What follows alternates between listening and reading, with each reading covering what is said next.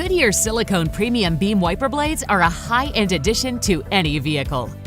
This brief video will take you step by step through their installation on vehicles with hook wiper arms.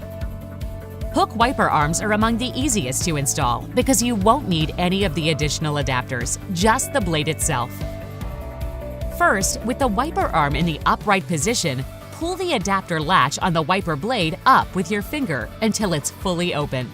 Next, angle the front of the blade upward and insert the wiper arm end through the hole in the front of the adapter. Now, pull the wiper blade past the front tabs until you feel the blade firmly lock into place.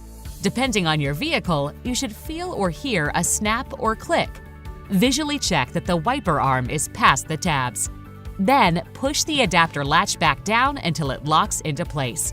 But just to be certain you've installed the blade properly, give it a firm tug to make sure it's securely attached. Lastly, if there is a plastic protector over the rubber, slide it off the wiper blade and that's it. You're done. Simply repeat these steps for the second blade and then you're ready for the fun part, activating the blade's water repellency. To do that, simply spray washer fluid onto your windshield and allow the blades to clear it. This will make sure your windshield is thoroughly coated.